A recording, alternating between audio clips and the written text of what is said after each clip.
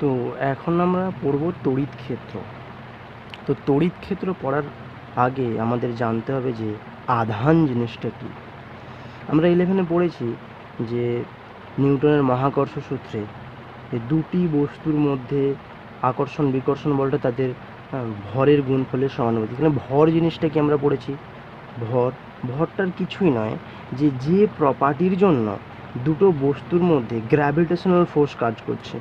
কি বললাম? Gravitational force কাজ করছে। যে প্রপার্টির জন্য দুটো বস্তুর মধ্যে গ্র্যাভিটেশনাল ফোর্স কাজ করছে তাকে বলা হচ্ছে বস্তুর ভর। সিমিলারলি যখন দুটো বস্তুর মধ্যে তাড়িতিক আকর্ষণ বল আর তড়িৎ আকর্ষণ বল কাজ করছে, যখন দুটো বস্তুর মধ্যে তড়িৎ আকর্ষণ বল কাজ করছে, না যে প্রপার্টির জন্য দুটো বস্তুর মধ্যে তড়িৎ আকর্ষণ বল কাজ করে সেই প্রপার্টিটাকে বলা হচ্ছে না আধান।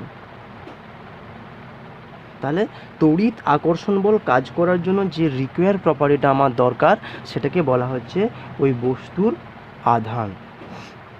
এবার যখন দুটো বস্তুর আধান রয়েছে, সেমলি যখন আমরা গ্র্যাভিটেশনাল ফোর্সের জন্য দেখেছিলাম, গ্র্যাভিটেশনাল ফোর্স কেবলমাত্র অ্যাট্রাকশন ফোর্স, শুধুমাত্র এটা আকর্ষণ করছে। Gravitational force is not a repulsive force, it is only attractive force. But in case of electrostatic force, it is not only attractive force, it's also repulsive force. কি বলছে যে এটা কি আকর্ষণের সাথে সাথে বিকর্ষণ বলাকারেও কাজ করছে। এটা আকর্ষণও করতে পারে আবার বিকর্ষণও করতে পারে। তাহলে স্থির তড়িৎ ক্ষেত্রের যে বলটা কাজ করছে এটা আকর্ষণ বল হতে পারে, বিকর্ষণ বল হতে পারে। এটা কিসের উপর? যেরকম করে আমরা দেখেছি ম্যাগনেটের ক্ষেত্রে চুম্বক কী করছে, তার একটা পোল আকর্ষণ, সেম পোল যদি হয় নর্থ পোল, এটা কী হচ্ছে? বিকর্ষণ করছে। নর্থ পোল আর সাউথ পোল সেটা কী হচ্ছে? আকর্ষণ করছে। এখানেও সেরকমভাবে যদি দুটো চার্জ পার্টিকেলকে আমি নিয়ে আসি কাছাকাছি, ধরো একটা প্লাস কিউ চার্জ পার্টিকেল আর একটা মাইনাস কিউ চার্জ পার্টিকেল, এদের মধ্যে যে ক্রিয়াশীল বলটা হবে সেটা হবে আকর্ষণ বল। এটা হবে আকর্ষণ বল। কিন্তু এখানে যদি plus Q R plus Q দুটো নিয়ে চলে আসি সিমিলার, বা মাইনাস কিউ নিয়ে আসি, তাহলে এদের মধ্যে যে বলটা হবে সেটা বিকর্ষণ বল। কথার অর্থ কি? এরা দুজনের থেকে দূরে যাওয়ার চেষ্টা করবে, এটাই হচ্ছে বিকর্ষণ বল। এখন এখানে তড়িৎ ক্ষেত্রে আমরা কি পড়ব? এই তড়িৎ ক্ষেত্রে আমরা পড়ব যে দুটো চার্জ পার্টিকেলকে যদি আমি কাছাকাছি নিয়ে আসি, সেটা হতে পারে সিমিলার চার্জ পার্টিকেল, হতে পারে dissimilar charge particle, opposite charge particle, minus Q plus Q, তখন তাদের মধ্যে ক্রিয়াশীল আকর্ষণ বলটা কীরকম হবে এবং সেই বলের ক্ষেত্রটা কীরকম হবে সেটা আমরা পড়ব। প্রসঙ্গগত উল্লেখযোগ্য যে আমরা এখানে যে তড়িৎ ক্ষেত্রটা পড়ছি এটা কিন্তু ইলেকট্রোস্ট্যাটিক, স্থির তড়িৎ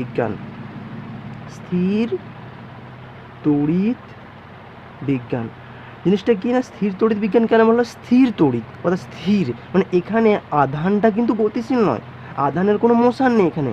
যে প্লাস কিউ চার্জ পার্টিকেলটা এ কী করছে? রেস্ট মোশনে আছে, তার জন্য এখানে বলা হচ্ছে স্থির তড়িৎ বিজ্ঞান। আধানটা কোনো দিকে গতিশীল হবে না, আধান চুপচাপ বসে আছে। সেই চুপচাপ বসে থাকা আধানের জন্য তার তড়িৎ ক্ষেত্রের মানে তার নেচারটা কেমন হবে, সে কীরকম পরিমাণ আকর্ষণ করবে, কিভাবে বিকর্ষণ করবে, সেই প্রপার্টিটা আমরা এখানে পড়ব। তো আজকে আমাদের চ্যাপ্টারটা যে সেই চ্যাপ্টারের মূল কী বিষয় আছে? ফার্স্ট আমাদেরকে পড়তে হবে কুলম্বের সূত্র। এই কুলম্বের সূত্রটা, সেটা ইকুয়েশনটা কি, সেটা কীভাবে পেলাম, হ্যাঁ সেটা পড়লাম।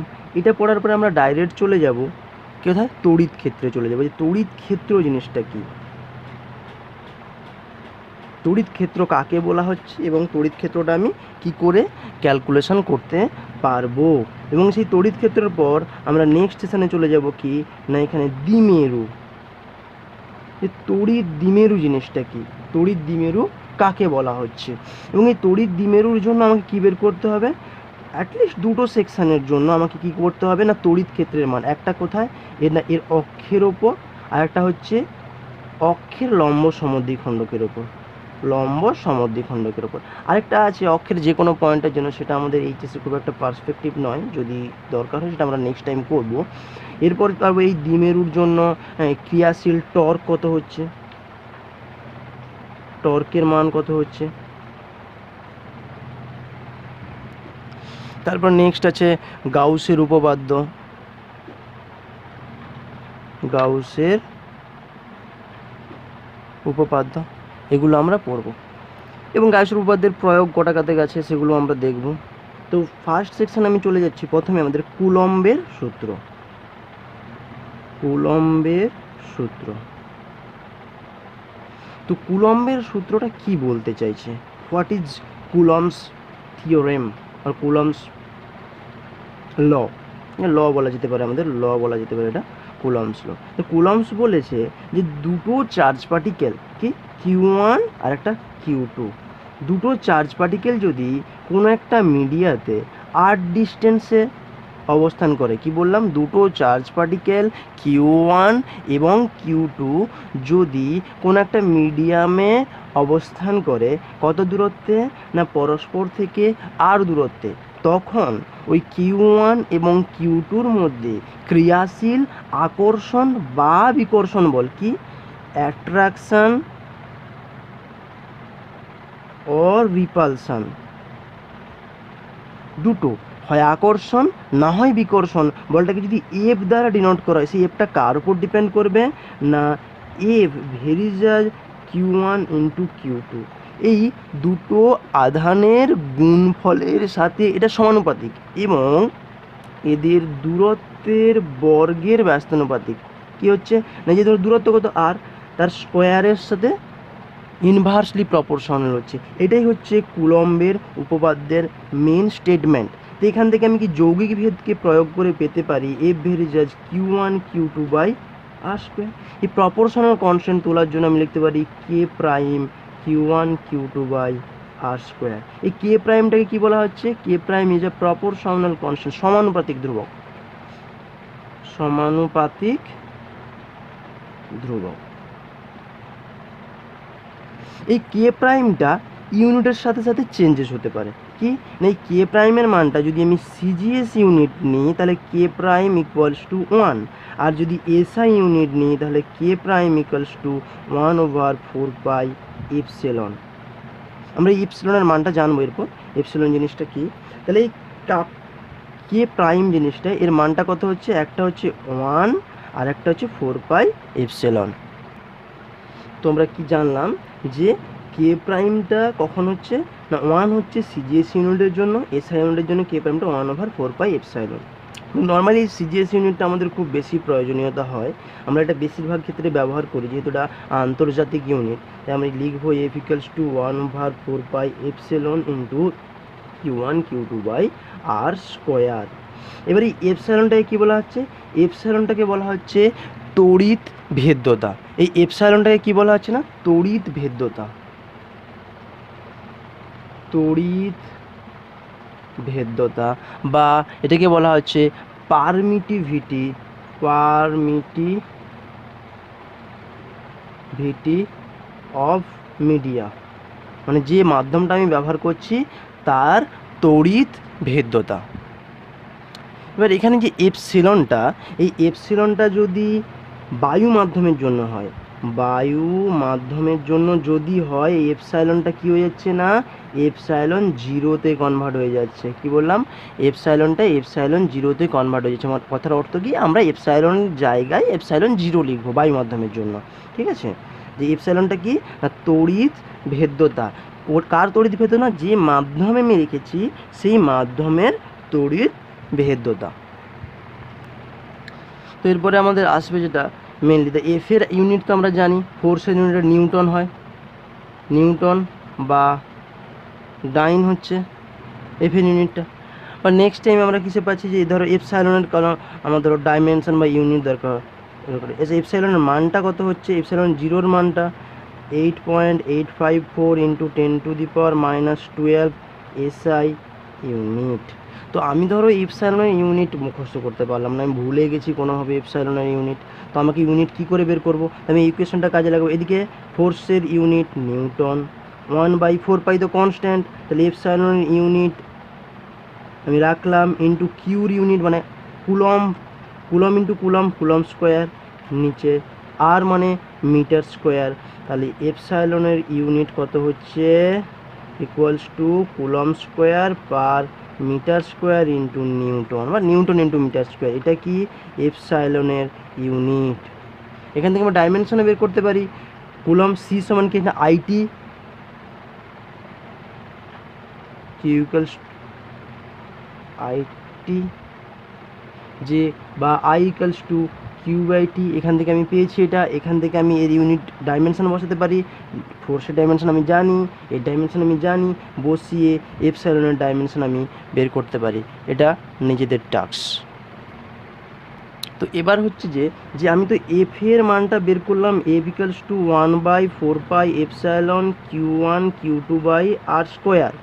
এবার ঘটনা হচ্ছে কি যে এফ তো আমার ভেক্টর রাশি, কিন্তু আমি তো লিখেছি এটা স্কেলার ফরম্যাটে। তাহলে সেই এফের অভিমুখটা কোন দিকে হবে, এফের যে ডিরেকশনটা কোন দিকে হবে, ভেক্টর মানে তো ডিরেকশন থাকতে হবে।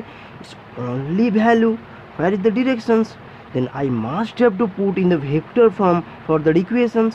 দেন f vector equals to 1/4 epsilon Q1 Q2/r². In which directions f will go? It is in r cap directions.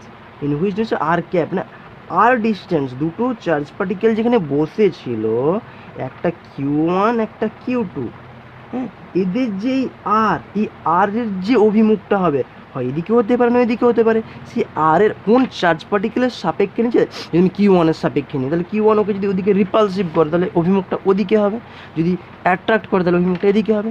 সেই অনুযায়ী আরকে মানে আর এর অভিমুখ বরাবর এই বলের অভিমুখটা ক্রিয়াশীল হবে। তো নেক্সট এরপর আমাদের কি টপিক ছিল, দুইতে তড়িৎ ক্ষেত্র। তড়িৎ ক্ষেত্র বা এটাকে বলা হচ্ছে ইলেকট্রিক ফিল্ড। তড়িৎ ক্ষেত্র মানে তড়িতের ক্ষেত্র, ক্ষেত্র মানে কি কতটা জায়গা জুড়ে সেটা আছে, সেটাকেই বলা হচ্ছে তড়িতের ক্ষেত্র। তাহলে তড়িৎ ক্ষেত্র আমি বুঝবো কীভাবে? তো প্রথমে একটা ছোট্ট গল্প বলি, যে আমরা দেখেছি যে আমাদের এলাকাতে কুকুর কিংবা বেড়াল চারিদিকে ঘোরাফেরা করে। যখন একটা কুকুর অন্য একটা কুকুরের এলাকায় প্রবেশ করে তখন ঘটনাটা কী ঘটে, তো অন্য কুকুরটা থেকে তাড়িয়ে নিয়ে আসে। কত তাড়িয়ে নিয়ে আসে, যখনই এই কুকুরটা এর এলাকায় ঢুকে যায় তখনই বন্ধ। আবার সে যখন এর এলাকায় ঢুকে গেছে, এ আবার ভাব ভাব করে ছুটে নিয়ে যাচ্ছে।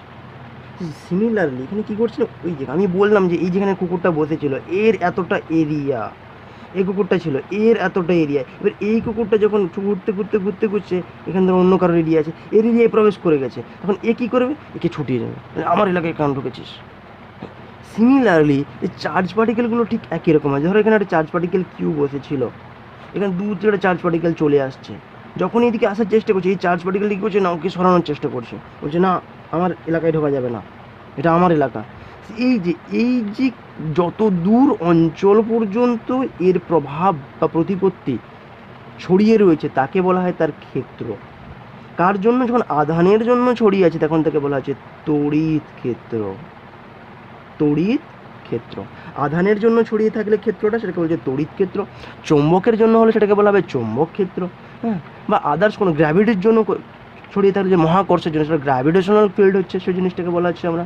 তাহলে কি হচ্ছে না, এই যত দূর অঞ্চল পর্যন্ত একটা আধানের আকর্ষণ বা বিকর্ষণ বল ক্রিয়া করে সেই দূরত্বটাকে বা সেই ক্ষেত্রটাকে বলা হচ্ছে কি না তড়িৎ ক্ষেত্র। তাহলে তড়িৎ ক্ষেত্রটাকে আমি ডিনোট করব কি করে, তড়িৎ ক্ষেত্রকে সবসময় ক্যাপিটাল ই ইলেকট্রিক ফিল্ড, সেইখান থেকে তড়িৎ ক্ষেত্র ই দিয়ে ডিনোট করা হয়, ইলেকট্রিক ফিল্ড, এটাকে কী হচ্ছে তড়িৎ ক্ষেত্র। এবার তড়িৎ ক্ষেত্রর মেজারমেন্টটা কী করে হবে, যে তড়িৎ ক্ষেত্র সাধারণত বল, সে বলটা কি না কীরকম করে মেজার করবে। দেখো যখন এখানে একটা বড় কুকুর ধরো বসে আছে, বিগ ডগ বসে আছে, এবার এই বিগ ডগের ক্ষেত্রটা কতটা আমি কী করে বুঝবো না, এর এরিয়াতে যদি একটা ছোটো কুকুর নিয়ে আসি, সেই ছোটো কুকুরের ওপর কী পরিমাণে ঘেউ ঘেউ করছে তার উপর ডিনোট করে আমি বলতে পারি, যদি ছোটো কুকুরের ওপর এত ঘেউ ঘেউ করে তাহলে এর থেকে দ্বিগুণ কুকুরের ওপর দ্বিগুণ ঘেউ ঘেউ করবে, তার থেকে একটু বড় হলে আরও বেশি ঘেউ ঘেউ করবে। সিমিলারলি আমি কী করবো না, একটা চার্জ পার্টিকেলের এরিয়াতে কোনো একটা ইউনিট চার্জ পার্টিকেল নিয়ে আসবো, এই একক আধান নিয়ে আসলে ওই একক আধানের ওপরও একটা বল প্রয়োগ করবে, ওই একক আধানের ওপর যে বল প্রয়োগটা করছে ওটাকে বলা হবে ওই পয়েন্টের জন্য ওর তড়িৎ ক্ষেত্র। কি বললাম না, কোনো একটা আধান কিউর ক্ষেত্রে আর পয়েন্ট আর দূরত্বে পি একটা বিন্দুতে আমি একটা একক আধান নিয়ে আসলাম, ওই একক আধানের ওপর কিউ যে পরিমাণ বল প্রয়োগ করবে সেই পয়েন্টে বলা হবে ওই আধানের ওই পদটাই ওর তড়িৎ ক্ষেত্র। এটাই হবে এর কি তড়িৎ ক্ষেত্র। তাহলে মাথায় ঢুকেছে তড়িৎ ক্ষেত্র জিনিসটা কি আমি বুঝতে পারলাম। তাহলে আমি কি করে বললাম না, যদি ই একটা যদি ভেক্টর হয় এটাকে ডিনোট করা হয় limit del Q tends to 0 F by del Q. কথার অর্থটা কি? এটা কি ডিনোট করতে চাইছে?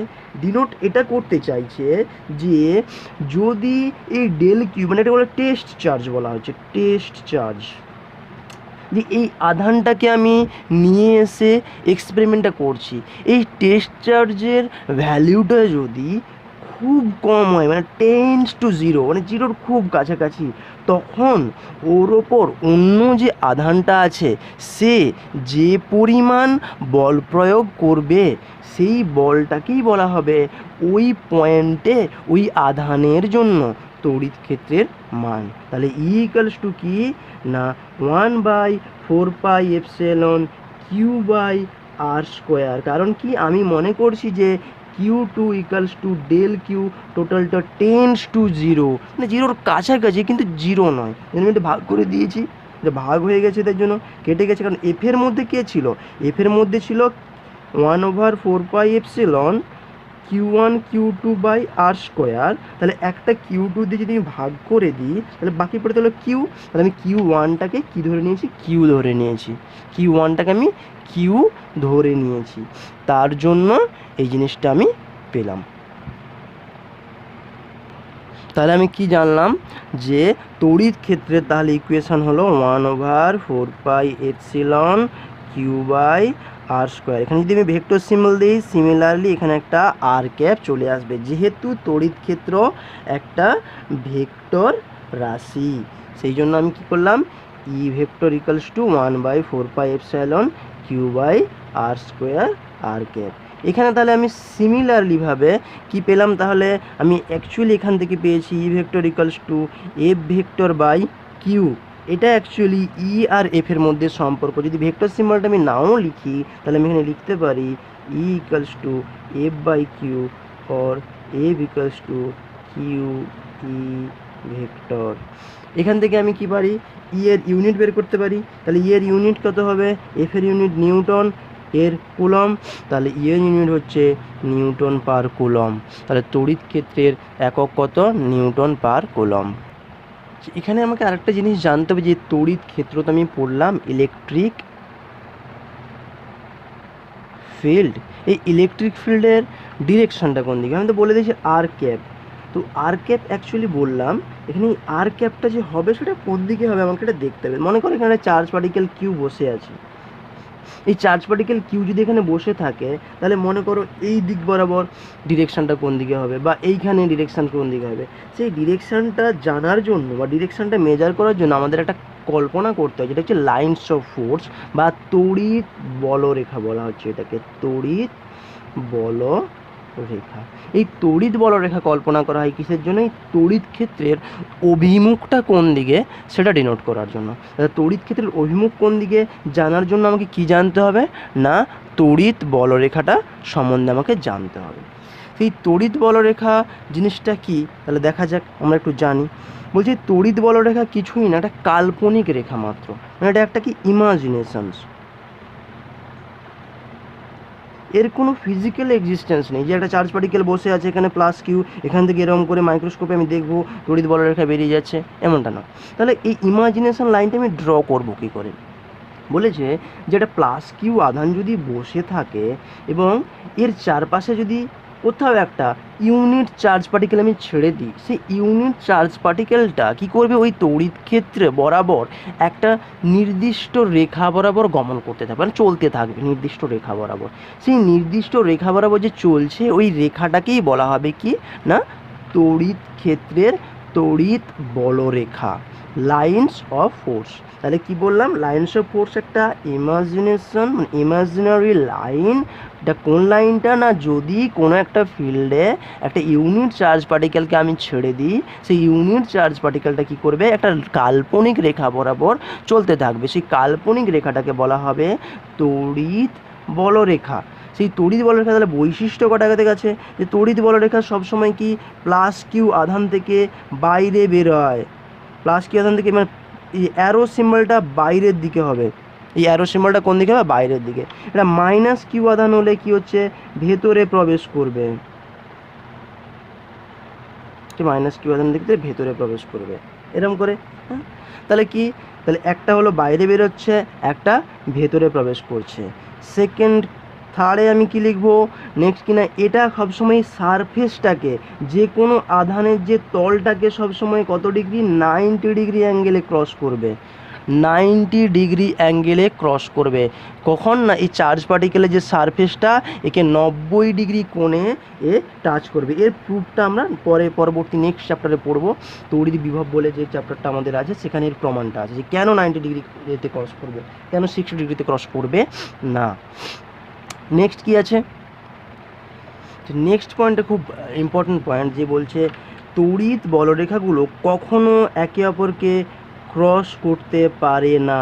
এটা কখনোই পসিবল নয়। কারণ কি না, তড়িৎ বলরেখা কেন একে অপরকে কখনো ক্রস করতে পারে না, আমরা পড়েছি যে দুটো সরলরেখা যদি একে অপরকে ক্রস করে এমন একটা পয়েন্ট পাওয়া যাবে, ওই পয়েন্টটা কি বলা হবে না, ওই দুটো ইকুয়েশনের জন্য কি হচ্ছে না সমাধান হবে। তাহলে এই পয়েন্টটা এই দুটো স্ট্রেট লাইনের জন্য সলিউশনস হবে। এবার ঘটনা কি হচ্ছে না, তড়িৎ বলরেখার কোনো একটা বিন্দুতে আমি যদি একটা স্পর্শক টানি, এই স্পর্শকটা ওই বিন্দুতে তড়িৎ ক্ষেত্রের মান আর অভিমুখকে নির্দেশ করে। কি বললাম, কোনো একটা তড়িৎ বলরেখার কোনো একটা পয়েন্টে পিতে যদি আমি একটা স্পর্শক ড্র করি, ওই স্পর্শকটা ওই বিন্দুতে তড়িৎ ক্ষেত্রের মান এবং অভিমুখকে ডিনোট করে। তাহলে এক্ষেত্রে কি ঘটবে না, যেহেতু ওই পয়েন্টটা দুটো স্ট্রেট লাইনের জন্য বা দুটো কার্ভের জন্য সেম পয়েন্ট, এখানে দুটো স্পর্শক টানবো আমি, একটা এদিকে একটা এদিকে, তাহলে একই পয়েন্টে দুটো দিকে মান আর অভিমুখ আছে। আমরা ভেক্টরে এটা পড়েছি যে একটা পয়েন্টে কখনোই দুটো ভেক্টর কোইনসাইড করতে পারে না, একই সময়ে দুজনের অভিমুখ দুদিকে দুটো মান, এটা কি করে পসিবল, কন্ট্রাডিকশন। তার জন্য তড়িৎ বলরেখা কখনো একে অপরকে ক্রস করতে পারে না, তারা সবসময় কী হবে, দূরে চলে যাবে, সবসময় একে অপরের কাজ দিয়ে যাবে, কিন্তু কখনোই একে অপরকে ক্রস করতে পারে না। এরপর দেখবো, যদি দুটো চার্জ পার্টিকেলকে আমি কাছে নিয়ে চলেছি, ধরো একটা পজিটিভ চার্জ পার্টিকেল থেকে লাইন্স অফ ফোর্স বেরোচ্ছে, লাইন্স অফ ফোর্স বেরোচ্ছে, এখান থেকে বেরোচ্ছে, এখানে একটা চার্জ পার্টিকেল নিয়ে আসছি প্লাস চার্জ পার্টিকেল, তাহলে এখান থেকে লাইন্স অফ ফোর্স বেরোবে বেরোবে বেরোবে বেরোবে, কিন্তু এই জায়গাতে সে কী হবে, তাহলে এ সোজা যাবে, এ সোজা যাবে, যে ক্রস করে যাবে না, এরকম হবে না। তাহলে এখানে একটা বসলো, এখানে একটা বসলো, লাইন্স অফ ফোর্সটা এরকম হয়ে যাবে।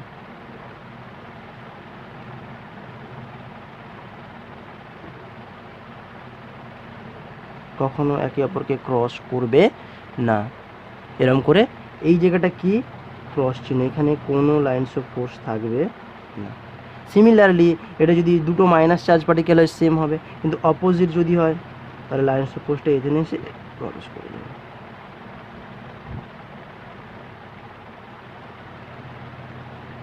এখানে প্রসঙ্গগত উল্লেখযোগ্য যে লাইন্স অফ ফোর্সের ডেনসিটির ওপর ডিপেন্ড করে তড়িৎ ক্ষেত্রের ইন্টেন্সিটিকে ডিনোট করা হয়, যে কতগুলো একটা পার্টিকুলার ইউনিট এরিয়া আমি নিলাম, ইউনিট এরিয়া নিলাম, সেই ইউনিট এরিয়ার মধ্যে কতগুলো লাইন্স অফ ফোর্স যাচ্ছে সেটা ডিনোট করছে কি না, ওই এরিয়াতে ইলেকট্রিক ফিল্ডের স্ট্রেংথ কতটা। এবং যদি পার ইউনিট এরিয়াতে লাইন্স অফ ফোর্স যদি কনস্ট্যান্ট হয়ে যায়, লাইন্স অফ ফোর্সটা মানে তড়িৎ বলরেখা যেটাকে বলা হচ্ছে, তড়িৎ বলরেখাটা যদি পার ইউনিট এরিয়া কনস্ট্যান্ট হয়ে যায়, মানে স্থির হয়ে যায়, প্রত্যেকটা একক ক্ষেত্রফলের জন্য লাইন্স অফ ফোর্স যদি কনস্ট্যান্ট থাকে, তাহলে সেটাকে কি বলা হবে না, সুষম তড়িৎ ক্ষেত্র।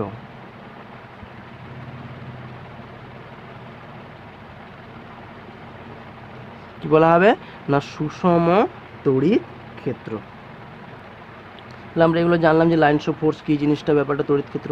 এবার একটা জিনিস এখানে হয়তো ধরো কোনো জায়গায় বলা আছে যে আমাকে প্লাস কিউ পরিমাণ আধান দেওয়া আছে, সেই প্লাস কিউ পরিমাণ আধানটা কোথায় বসেছে না এপসাইলন মিডিয়ামের মধ্যে দিয়ে রাখা আছে। তাহলে ওই কিউ আধানটা থেকে কতগুলো তড়িৎ বলরেখা বেরাবে, তাহলে তড়িৎ বলরেখা কতগুলো বেরাবে, তড়িৎ বলরেখা এটা মাথায় রাখবে যে তড়িৎ বলরেখা কতগুলো কিউ বাই এপসাইলন সংখ্যক তড়িৎ বলরেখা বেরোবে।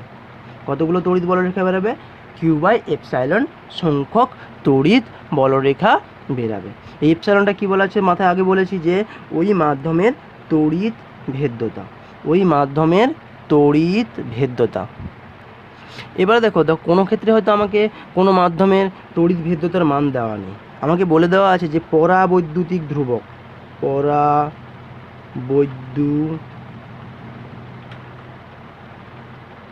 ধ্রুবক এগুলো বলছে ডাই ইলেকট্রিক কনস্ট্যান্ট।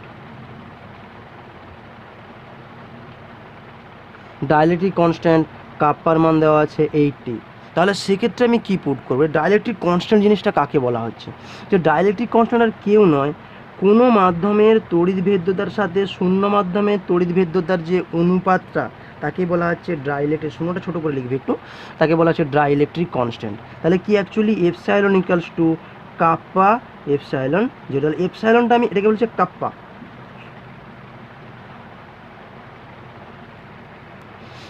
কোনো মাধ্যমের তড়িৎ ভেদ্যতা সমান কি না কাপ্পা ইন্টু এপসাইলন জিরো। কাপ্পাটাকে বলা হচ্ছে কি না যে কোনো মাধ্যমের তড়িৎ ভেদ্যতা, এটা যে কোনো মাধ্যম,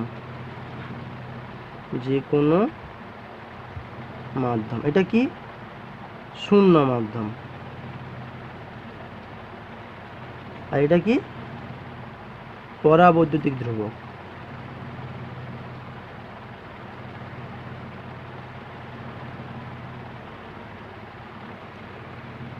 হয়েছে? তাহলে যদি জিজ্ঞাসা করে কোনো মাধ্যমের ক্ষেত্রে ডাইলেকট্রিক কনস্ট্যান্ট 80 বলতে কী বোঝো, তাহলে বলবো কী করে ওই মাধ্যমের তড়িৎ ভেদ্যতার শূন্য মাধ্যমের তড়িৎ ভেদ্যতার অনুপাত, হ্যাঁ 80।